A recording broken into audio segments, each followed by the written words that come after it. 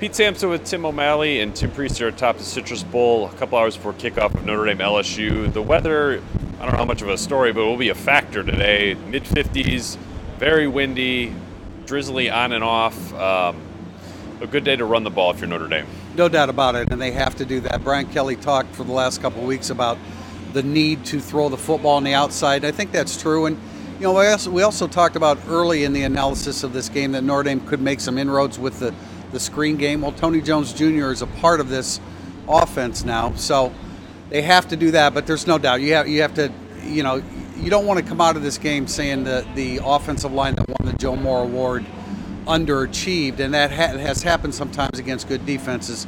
This is a good defense. Yeah, certainly they haven't lived up to their ability against lesser opponents, and today would be a good day to do that. I do not want to see much of a screen pass game today, frankly, with these conditions.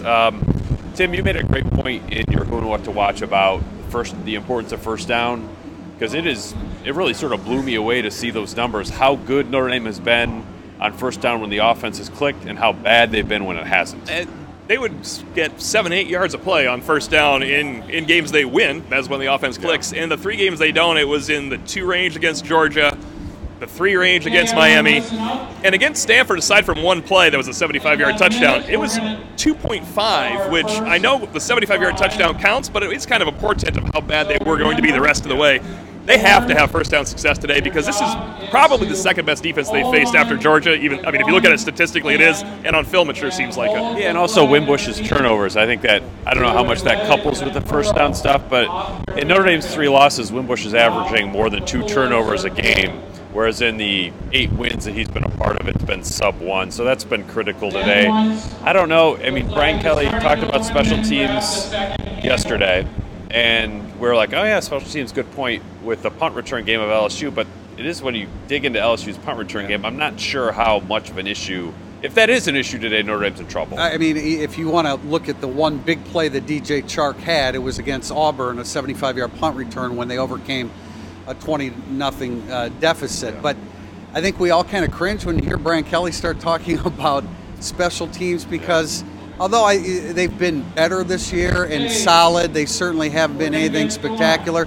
And I do want to add, in relation to what Tim's saying about first down, I think first down Notre Dame defensively is really, really important because if Danny Ettling's in 3rd and 4 or 3rd and 2, he's going to be much more effective, obviously, like any quarterback, as opposed to being in 3rd and 8. Now, it's very difficult to put them in 3rd and 8 because they do such a great job with Geis and Darrell Williams.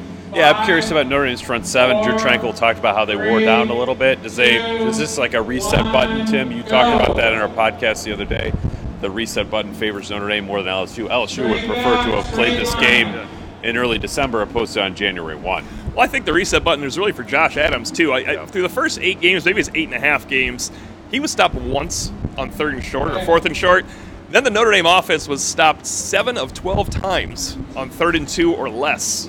And they cannot possibly win this game if that happens against LSU because they're going to be facing 3rd and 2 a lot.